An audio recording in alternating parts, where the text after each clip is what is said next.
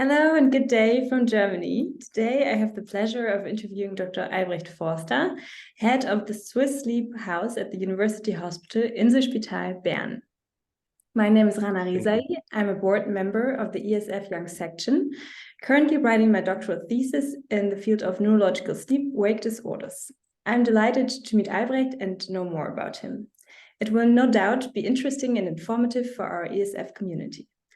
Hi and welcome, Dr. Albrecht Forster. How are you and where do I reach you today? Today you reach me in Bern, as most of my time at my home. Okay, nice. Can you tell our community more about your professional background? I'm a trained biologist, studied as well a little bit of philosophy. And then first I did my research on fruit flies. Then I went over to ocean snails, sea slugs, where I studied the sleep in Aplysia californica and its effect on memory consolidation. And 3 years ago, I came over to Bern, and now I'm focusing on enhancing the sleep quality of hospital patients, as well as athletes, and as well with patients in the insomnia field or behavioral training of sleep patients. Thank you. And so I'm interested, what got you started, your interest in the area of sleep, and especially in the relationship between sleep and sport? Actually, I started sleep because I wanted to know what consciousness is about. So the complete opposite. Sleep is the only time where we lose consciousness, where we lose being in the world. Actually, we're maybe perceived dead for a couple of hours.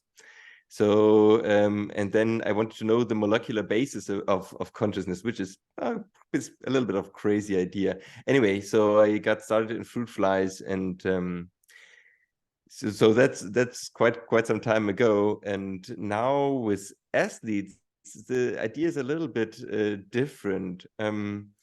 We know that sleep is very important for the recreation of hospital patients, but as well for everybody.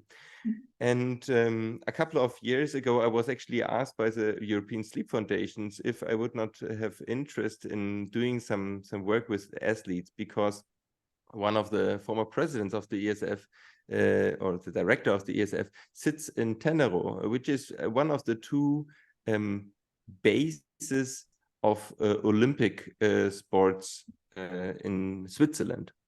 And he said, well, you see, they know a lot about nutrition, exercise. However, there is no sleep, and athletes are ambassadors for good, healthy behavior. And he said, why wouldn't it be a great idea to first help the Swiss athletes get even better, and the second, have them to tell the population about good sleep. And so we started going there twice a year. There's a talent treff Tenero, where 500 athletes, top athletes, young athletes come together. They're aged 12 to 18. That might sound very young, but actually that's just 3 years before they get highly professional. So the athletes we see in TV are usually 20, and some of the athletes that do acrobats, they're even much younger. They have their best time between 15 and 18. So we went over there, and it was not only me, because in Bern we do have as well Daniel Erlacher. He has Professor Daniel Erlacher sits at the sports science faculty, and he is one of the most profound professors in sports science. And what we actually did is that we brought together the ideas of sports science and of sleep medicines, because so far we have a lot of studies on athletes, on if sleep is any good, but we have very little research about the sleep problems of athletes, and that what we are actually focusing on. How what problems of sleep do athletes have? That's really interesting. And as already mentioned, you're head of the Swiss Sleep House at the Inselspital Bern. Can you briefly introduce your work and your area of research expertise? I mean, you already told us a little bit, but what do you do exactly? The sleep house tries to jump in the gap of all the activities and things that a classical sleep lab cannot do. So for example, we provide a walk-in for people. Every day we are open for 3 hours and everybody can just walk into our consultation hours and gets a free sleep check for free, if he needs to. The second is that we don't have a sleep lab anymore. We don't have places to sleep. We are called sleep house, but no beds. We try to go new ways in diagnostics, and we give all the devices home. So we work with actigraphy, but as well with wearable pulse oximeters like the circle ring that you can wear for 2 weeks.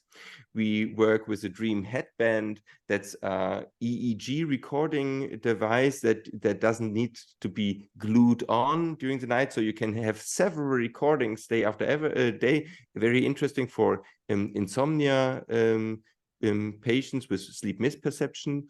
But we as well do home polysomnography. So we equip the people at our site with a PSG and allow them to sleep at home.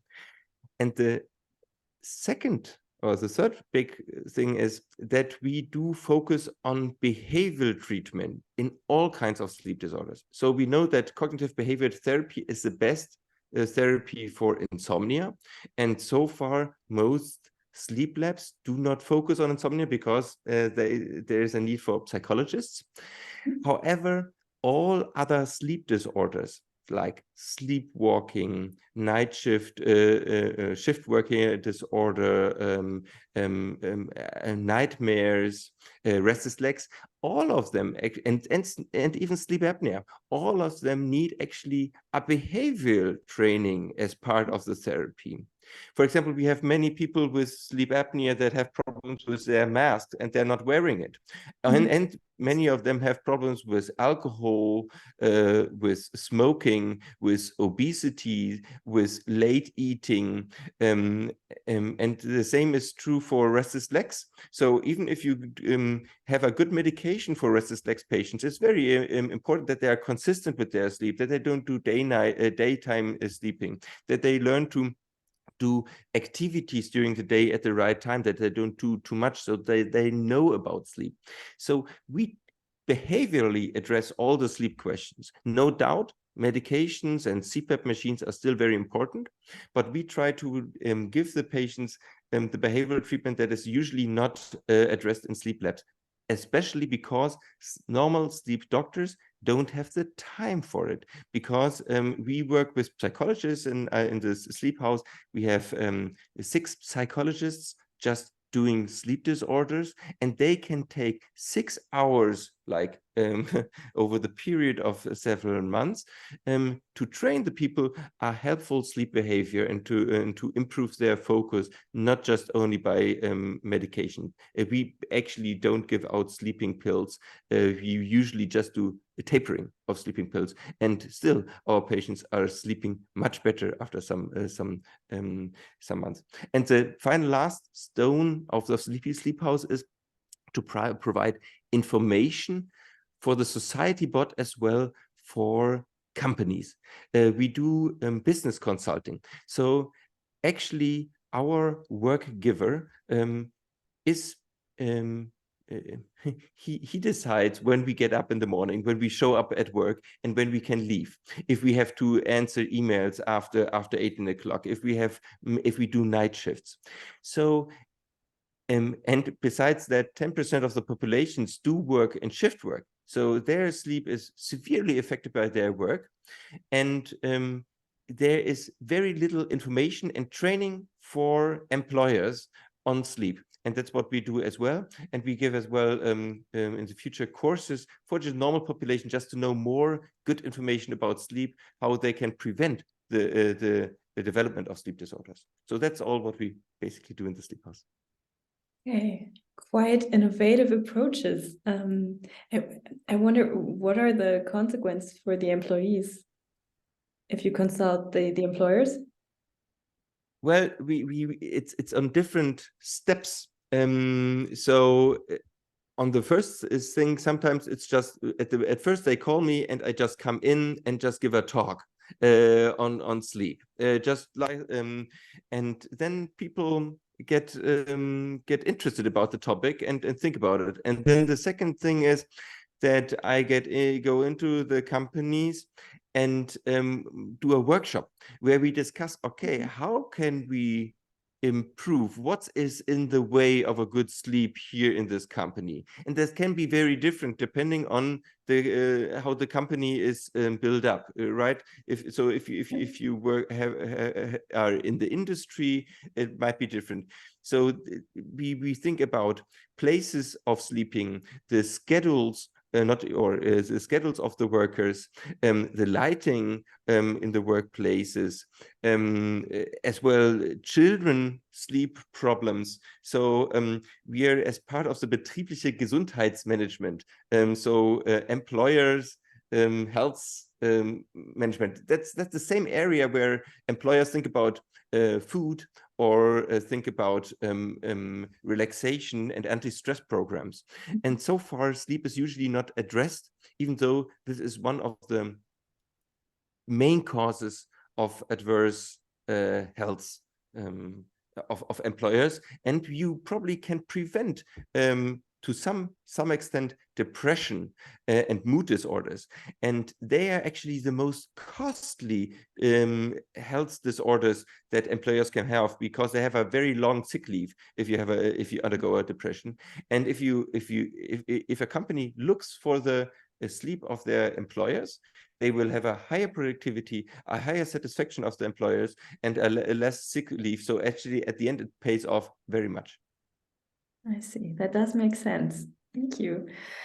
So, Albrecht, recently you have been working on sleep-related issues in competitive sports, especially in the younger generation.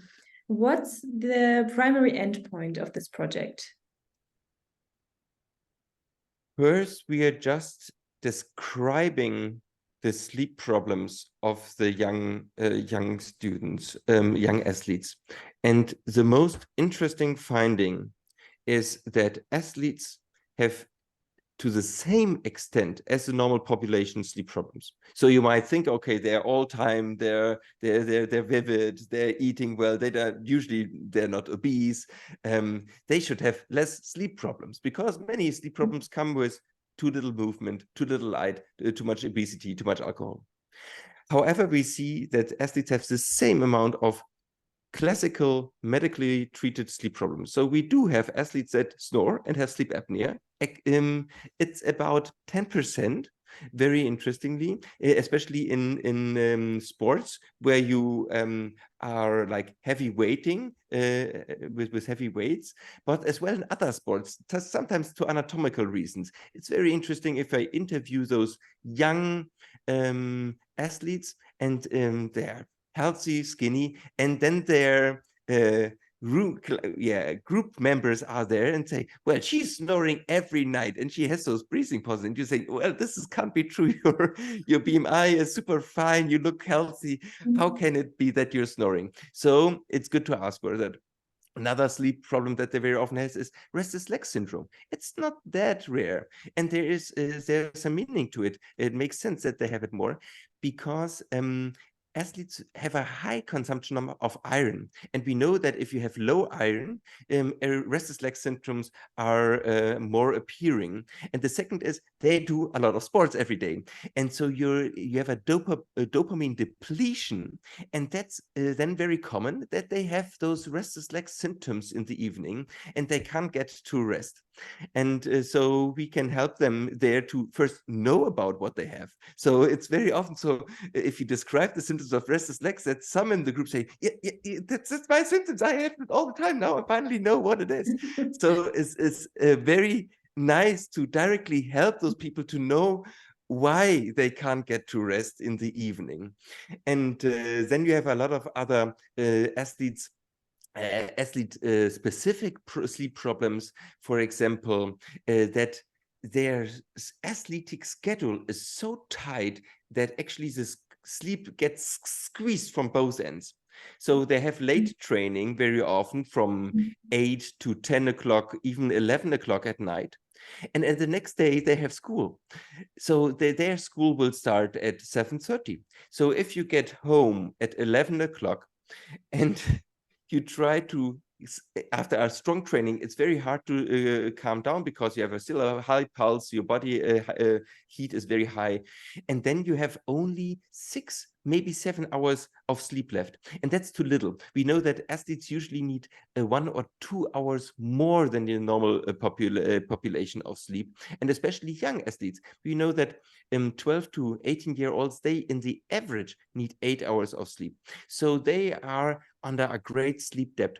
And then in addition, we have very strong irregularities. Very often they have to sleep at different new places because they're traveling a lot. They have to sleep in cars.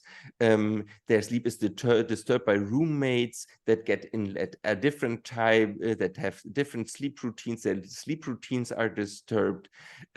So there are many problems that they have to fight about, and sleep is really one of the big issues that all of them have. Yeah.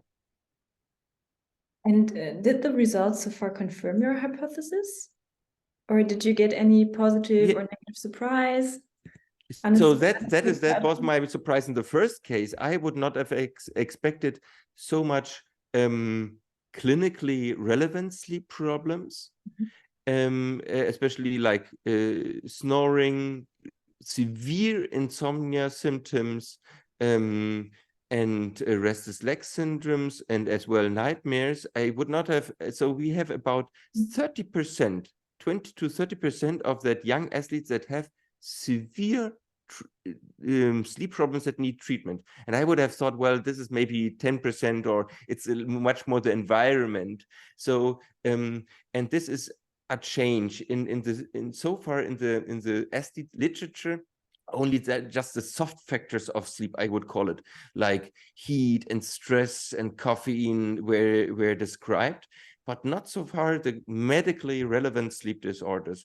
And I would have not thought in our that would be so high. First, we did a survey with students that are at the school, a sports school in Tenero, and there the sleep problems were already quite high. And then this year in spring, we had a big gathering of all the 500 athletes that were at the trainings program in Tenero. And again, we saw that the sleep problems, like the medically clinical relevant sleep problems, are extremely high. And right now, a third study we did on the grown-up athletes in Switzerland. There was a big survey where they were just included about eight questions on sleep. And there we again see that sleep problems are high and are a big issue, and they are very strongly related to mood disorders in athletes as well. You would have thought that there are not that many depressed athletes. That's sadly that's not correct. And most of those depressed athletes do have sleep problems. So we're talking about 10% of the athletes, 10 to 15% with mild or moderate depression, sometimes due to or anxiety disorder, sometimes due to their stress, to the environment, but as sometimes maybe as well due to their disturbed sleep. So the sleep quality is one of the highest predictors in developing a mood disorder. That's true for the normal population, but it is true as well for the athletes. And that's what we are seeing, and that's surprising me that sleep is such a big issue, but is not usually examined in detail by the sports physicians. The sports physicians usually just give sleeping pills, but they don't plan in the sleep. Sleep is not planned in the training schedules. Sleep is not worked with. Sleep is not screened for. None of those athletes has been ever asked for snoring or restless legs, for example, and this should be included in the typical sports medicine anamnesis. That's really interesting, as it's kind of easy, I would guess, to plan sleep. It's yeah. Schedules. It is easy on the paper. However, we do have a problem generally in athletes as the sport takes more and more time. It puts everything on the side. So your social contacts will get less because you need more time for training. Your sleep will get less. The free time. So you at the end you just have school maybe. Then you have sports, and then you have a little bit of sleep.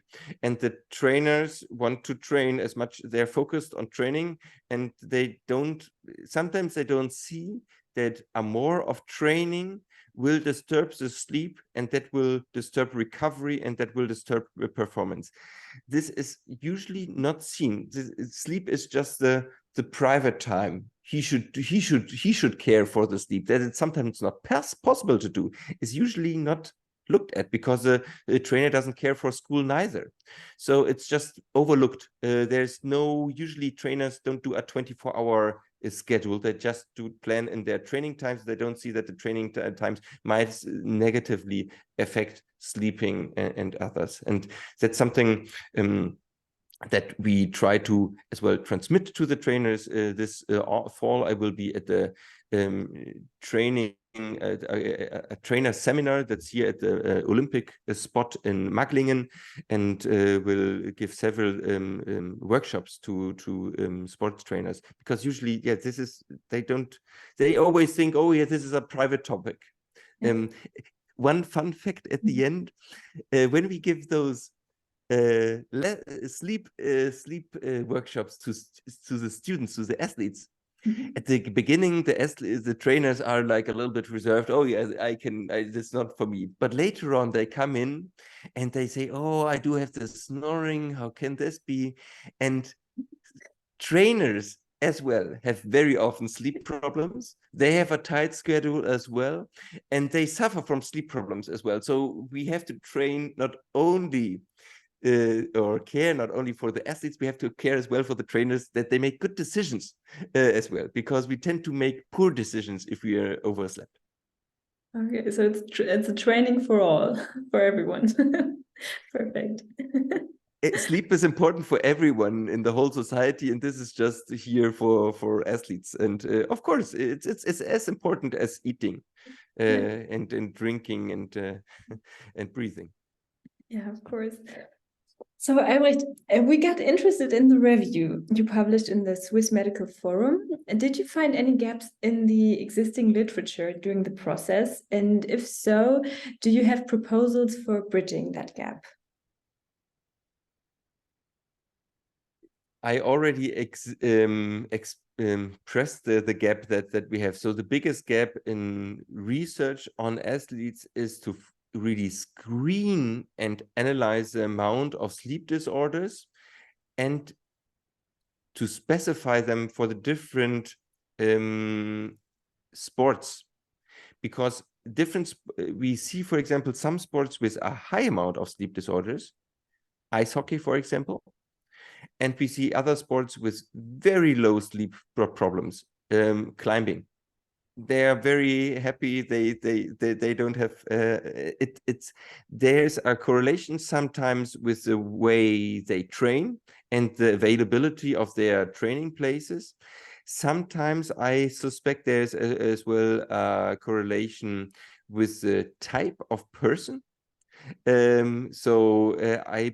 have the feeling that people who do play ice hockey are much more risk-seeking as well in the way they treat their body and that they treat their sleep. And others are more on planning. For example, the climber is planning a lot ahead. he's just fighting against a rock and not another person. So it's different. But so far we don't have a landscape. And that's what we want to do this fall. Actually, we want to do an analysis of the Swiss athletes, but there we want to do a profound questionnaire of 26 questions, where we really look for all the different sleep disorders that there are, and to map, okay, what type of sports come with which sleep problems, that we can then make individual good advices for the trainers and for the athletes, depending on their sports and their sleep problems. I came across a book that you published. It's called Why We Sleep. And I read that you, and saw also some participations of yours in science slams. You won quite a few. Congratulations. What are your thoughts on communicating research findings to both academic audiences and the general public? The book was first I did science slams, and I do love to talk about my science. I think it's very important to talk about it, that we don't just do the ideas for ourselves. For example, there are many studies on sleep with athletes already, but those studies are not read by trainers. They don't find their way to the final doing. So we as researchers have as well to see that our knowledge is spread, and that the people, because there's a lot of bullshit knowledge spread. Yeah, so there are a lot of people who think that a certain pillow or a certain wearable device is crucial for a good sleep. This is usually not the case. We work with very basic paper, pencil, and that works sometimes both. So it's very important that scientists as well explain what they're doing, and explain to the people what they do, and explain it in easy words. And so when I started the book, my work on the book, Warum wir schlafen, so it's just in German, sadly, and in Russian.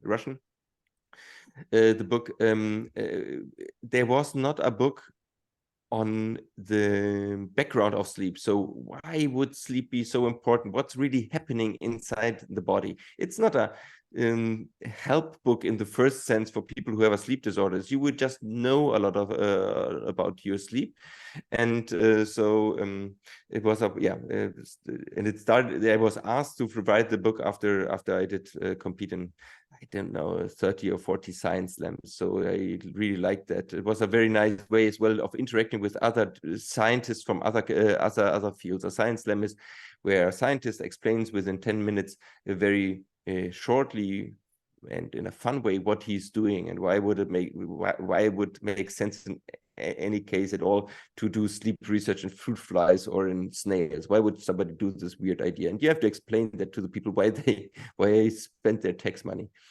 So I think it's one of the very crucial things, and we do that too little as scientists, and I try to fill that gap, and I like it. Mm-hmm.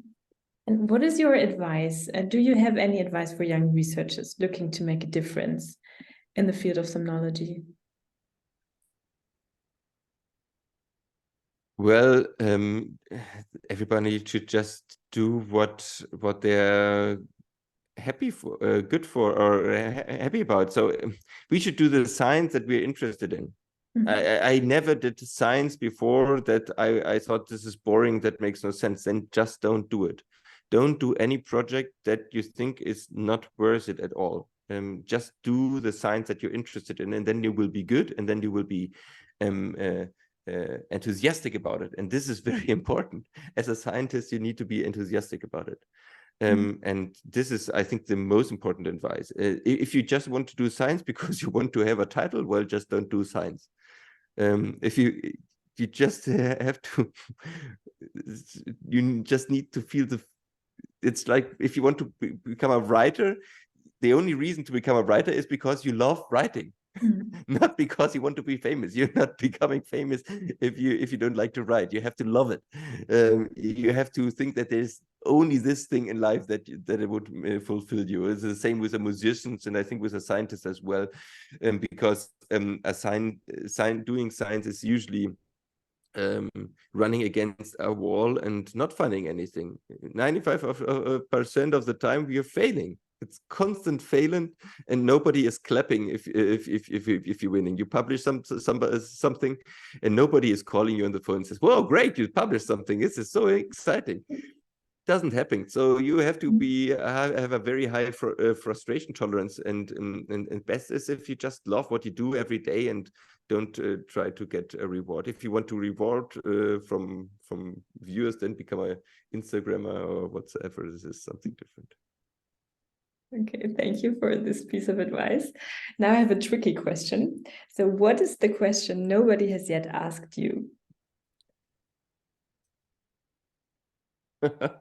I don't know. Pretty much all the questions were asked so far. I have no clue. I don't know. I was asked very many times how I sleep, and I don't know. All right, what's the question nobody has asked you? I don't know. I haven't thought about it until now. Now I have to think about it too. I think that yeah, I don't know. No, that's fine. Usually people ask me a lot of questions.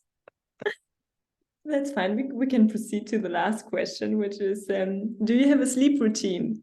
And if so, how does it look like? Yes, I have a sleep routine. So the most important part of it is actually that I'm very regular in my sleep. I don't try to be very regular, but I am very regular. And I see with all the people who have sleep problems, first that they have a problem with regularity. And this is where the biggest advice if anybody has sleep problems, be consistent. So I'm going to bed every night at around 12, sometimes 11:30 and sometimes 12:30. So this is the window, the 1 hour window I'm traveling, and I get up every day between 7:30 and 8 o'clock. So actually very late, and but I'm quite consistent with that, even on weekends as well. And the 15 minutes before I go to bed, or 20 minutes, people would describe me, I'm running around like a weird chicken. I don't know. I get a glass of water. I put the light on. It's not that I don't do any crazy fancy things, but it's probably I need just this walking around as part of my advice. I usually always step outside and take a moment of 1 or 2 minutes on my balcony and take a deep breath and just look into the night sky and the people that are walking by. I do spend some time on my smartphone and read news, and this usually brings me down. So there is no evidence so far that the light of smartphone severely impact your circadian rhythm. It's because the light of your smartphone is in the range of 10 lux, and that's in the range of 10 to 20 lux, and that's the range of in studies of the dim light conditioning. So but people, I'm not in social media before I go to sleep, because that would maybe get me crazy. I know, especially if somebody clap or shout at social media or whatsoever, or write me WhatsApp messages, I would take that into my sleep, and usually I try to avoid that. And news, even if there's somewhere an earthquake, I take it actually very rational. So this brings me down, and then I love to read before I go to bed sometimes. So yeah, having a good sleep routine, it doesn't matter what you do, but you should be consistent, and my running around is very consistent. Hey, thank you very much, Albrecht. It was a pleasure talking to you, and I learned a lot. Thank you. Thank you as well.